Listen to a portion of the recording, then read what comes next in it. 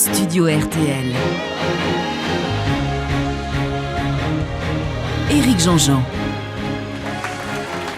Salut!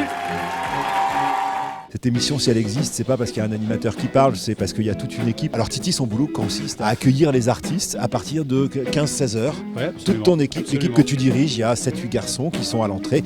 Ils accueillent les gens qui vont venir assister au spectacle tout à l'heure, parce que c'est un spectacle, mais aussi et surtout les artistes, les répétitions. C'est aussi toi qui gères ce qu'on appelle le backline. Absolument, parce qu'il faut du matériel, bien sûr. C'est vraiment du live ici, au Grand Studio. Je vous laisse avec des images que vous n'avez peut-être jamais vues ailleurs que dans ce reportage, c'est-à-dire les équipes techniques de ce Grand Studio qui est une formidable machine.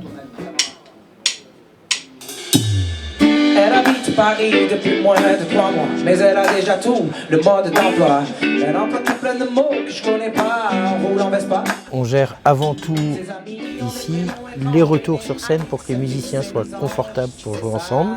On fait le mix pour le public. C'est un peu comme la cuisine, on rajoute un peu de sel, un peu de poivre. Le son c'est exactement pareil, on fait sa petite tambouille, un peu plus de reverb, un peu moins de reverb. C'est pour ça que chaque personne a un peu sa patte différente. La régie qui est en haut au balcon, c'est la console de sonorisation. Ici, dans cette régie, on fait la prise de son pour l'antenne. Il faut à peu près rester dans le cadre du mixage et du son qui est produit sur le CD. Après, mon travail, c'est de l'adapter à la diffusion radio. On commence par monter le mixage sur l'écoute principale, puis on le vérifie sur une petite écoute, en écoutant tout doucement, pour être sûr que les gens qui vont écouter dans leur radio ont bien la totalité du mixage.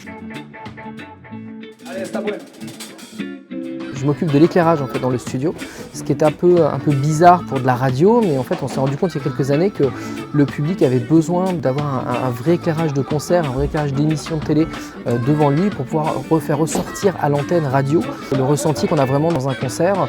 Aujourd'hui c'est quand même beaucoup filmé, c'est sur internet et on a besoin aussi d'avoir cet éclairage pour la télévision. Christophe Maé.